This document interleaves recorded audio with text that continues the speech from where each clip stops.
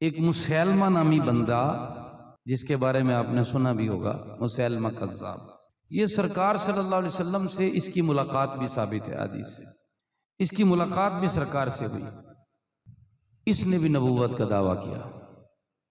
اس وقت جب صحابہ کرام علیہم الرضوان سرکار کو دیکھتے تھے، سرکار کے جلووں کو دیکھتے تھے، اس وقت یہ شخص کھڑا ہو گیا، اور تفصیل میں ہے، میں اس طرف ابھی بات کو پھیلانا نہیں چاہ رہا، کہ اس مسیلمہ کی جب سرکار سے ملاقات ہوئی تھی تو اس نے کہا تھا میں پیچھے ہٹ جاتا ہوں کہ آپ یا تو یہ اعلان فرما دیں کہ میرے بعد یہ نائب ہوگا، یہ ذمہ دار بن جائے گا، یہ نبی ہوگا، یا یہ میرا خلیفہ ہوگا، کچھ اس طرح کا آپ اعلان فرما دیں۔ سرکار کے ہاتھ میں ایک چھڑی تھی، سرکار صلی اللہ علیہ وسلم نے توڑی اور فرمایا اس کا اتنا حصہ بھی میں تجھے نہیں دوں گا، اور جو میرے بعد اعلان نبوت کرے گا وہ منکر ہے، اور وہ جو ہے میرے بعد کوئی نبی نہیں ہے، اور اگر تو یہ سمجھتا ہے کہ میں تیرے لیے کچھ کہوں گا تو ایسا نہیں ہے۔ سرکار نے اس کو فرمایا اتنا بھی تجھے حصہ نہیں ملے گا۔ یہ شخص اس وقت سے تحریک چلاتا رہا اور اس نے لوگوں کو اکٹھا کر لیا، ایک بڑی جماعت اس نے بنا لی۔ میں نے چند باتیں کرنی ہیں کیونکہ مجھ سے پہلے بھی علماء کرام کچھ بیان کرتے رہے۔ یہ موضوع ہی ایسا ہے کہ ہم بھی پیدائش سے سن رہے ہیں، جب سے پیدا ہوئے، اور انشاءاللہ تا قیامت امتی سرکار کے علماء یہ بیان کرتے رہیں گے۔ یہ شخص جب اس کی جماعت زور پکڑ گئی، لوگ اس کے ساتھ مل گئے، ایک روایت کے مطابق 1,20,000 لوگ اس کے ساتھ اکٹھا ہو گئے، اور اس کو گمان ہو گیا کہ میں تو اب نبی ہوں معاذ اللہ، اور میں لڑ سکتا ہوں، مسلمانوں کا مقابلہ کر سکتا ہوں۔ اس وقت سیدنا ابوبکر صدیق رضی اللہ تعالیٰ عنہ نے اپنے دور خلافت میں ایک صحابہ کرام کی جماعت تیار کی اس سے لڑنے کے لیے، اور حضرت ابوبکر صدیق رضی اللہ تعالیٰ عنہ اس کی خود سپرویژن کر رہے تھے۔ آپ نے خود جا کر صحابہ کو صفوں میں کھڑا کیا، اور اس جماعت کا سپہ سالار حضرت خالد بن ولید رضی اللہ تعالیٰ عنہ کو بنایا۔ حضرت خالد بن ولید رضی اللہ تعالیٰ عنہ صحابہ کا وہ پورا کپار گروہ اور جماعت لے کر اس مسیلمہ سے لڑنے کے لیے یمامہ پہنچ گئے۔ جنگ یمامہ یہ بڑی تاریخ ساز جنگ ہے، دونوں طرف سے جو فوجیں تھی کھٹی ہو گئی آمنے سامنے۔ اب جب جنگ کا اعلان ہوا، جنگ شروع ہوئی، بڑی تعداد میں لوگ تھے، جنگ شروع ہوئی تو مسلمانوں کی شہادتیں زیادہ ہونے لگیں۔ آج سے پہلے اس طرح شہادتیں جنگ میں نہیں ہوئی تھی۔ آپ کے علم میں یہ ہونا چاہیے کہ سب سے زیادہ اس جنگ سے پہلے سب سے زیادہ شہید اس جنگ میں مسلمان ہوئے ہیں، جنگ یمامہ میں، اور صحابہ بھی سب سے زیادہ جنگ یمامہ میں شہید ہوئے۔ جب یہ جنگ ہوئی تو معاملہ کیا ہوا، کس وجہ سے شہادتیں ہو رہی تھیں؟ آج سے پہلے قانون یہ تھا کہ اب جب مسلمان کافروں سے لڑتے تھے تو کافر اپنے خداؤں پر بڑا گمان رکھتے تھے، ان پر یقین رکھتے تھے، اور مسلمانوں کو اپنے رب کے فضل پر بڑا یقین تھا۔ جب میدان میں اترتے تھے آمنے سامنے تو جو سپاہی ہوتے تھے انہوں نے سر پر خود پہنے ہوتے تھے جیسے ہیلمٹ ہوتا ہے، اور بہت تیز جنگ ہوتی تھی، چاروں طرف سے تلواریں چلتی تھیں۔ یہ نہیں کوئی آج کے دور کی فلموں کا تصور کرے کہ آرام سے ایک آ رہا ہے پھر دوسرا آ رہا ہے، چاروں طرف سے تلواریں چلتی تھیں، بڑے ٹرینڈ لوگ ہوتے تھے وہ لوگ، جدھر سے بھی تلوار آ رہی ہے ہر طرف سے اپنی تلوار سے ان کا وار بھی روکنا ہے، مد مقابل کو موت کے گھاٹ بھی اتارنا ہے۔ یہ بڑا کام تھا، اور مسلسل تلوار نے چلنا ہے، یہ نہیں تھوڑی دیر کے لیے رک جاؤ، ٹھہر جاؤ، بھائی ابھی بیٹھ جاؤ، ابھی تھوڑی دیر بعد لڑیں گے، تھک گئے ہیں، 15 منٹ ہو گئے تلوار چلاتے چلاتے، بھاری بڑی ہے، جھٹکے بڑے لگ گئے ہیں ہاتھ کو، ذرا بیٹھ جاؤ۔ ایسے نہیں ہوتا تھا۔ جنگ شروع ہوئی ہے تو شام تک چلتی رہے، 2 گھنٹے چلتی رہے، 3 گھنٹے چلتی رہے۔ جب آمنے سامنے سپاہی ہوتا تھا تو مد مقابل کو پہچاننے کے لیے اور تلوار چلانے کے لیے صحابہ نعرہ لگاتے تھے، نعرہ تکبیر اللہ اکبر، تکبیر اللہ اکبر، صحابہ بولتے تھے۔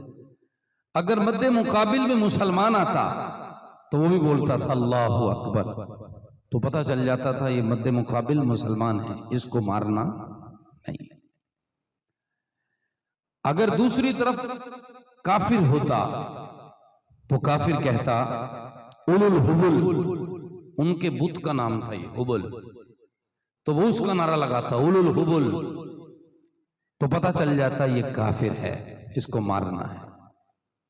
اور اس کو پتہ چل جاتا تھا یہ مسلمان ہے، یہ اللہ اکبر کا نعرہ لگا رہا ہے اور وہ اولو الحبل کا نعرہ لگا رہا ہے، تو جنگ میں فرق ہو جاتا تھا۔ ادھر سے بھی تلوار چلتی، ادھر سے بھی تلوار چلتی، مد مقابل کے آمنے سامنے بڑے جوش و خروش سے لڑتے اور کوئی نہ کوئی ایک غالب آ جاتا تھا۔ اور عموماً اس سے پہلے جتنی جنگیں ہوئی تھیں ساری جنگوں میں مسلمان غالب آتے رہے تھے۔ اب کیا ہوا؟ مسیلمہ اور اس کے جتنے حواری تھے وہ سارے اللہ کو تو مانتے تھے، نعرہ تکبیر تو وہ لگاتے تھے، اللہ اکبر تو وہ کہتے تھے، مگر نعرہ رسالت ان کو سرکار سے اختلاف تھا۔ انہوں نے سرکار کے مقابلے میں ایک اور شخص کو نبی تسلیم کیا ہوا تھا۔ اب جب نعرہ لگتا ہے ادھر سے بھی اللہ اکبر کا، ذرا توجہ کرنا،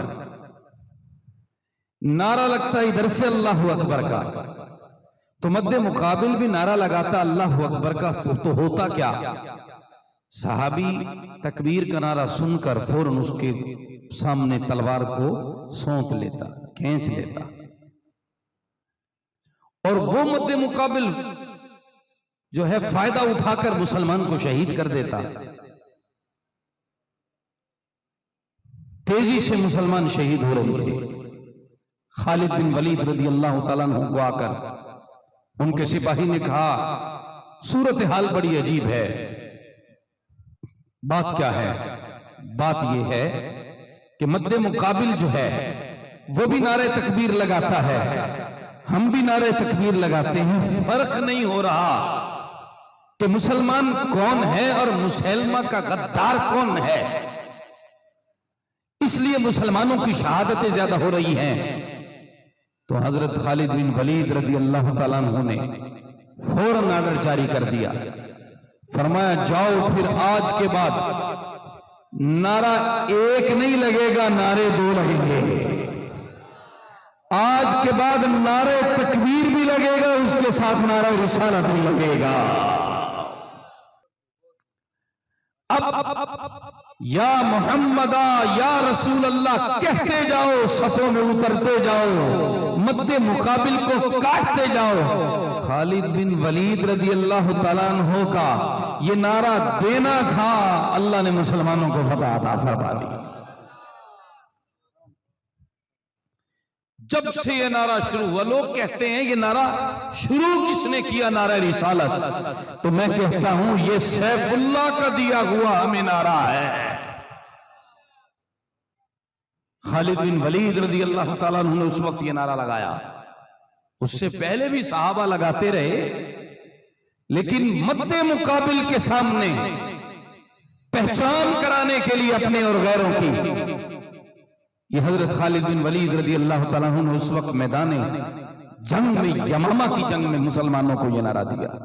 ایک تو یہ فیصلہ ہوا نیا اس وقت جنگ میں، اور دوسرا بڑا اہم فیصلہ ہوا، ذرا توجہ کرنا، یاد رکھنا، کام آئے گی بات۔ آج سے پہلے قانون یہ تھا کہ جب جنگ ہو کافروں سے اور مسلمان غالب آ جائیں تو دو طرح کے لوگ ہوتے ہیں، ایک جنگ سے بھاگنے والے۔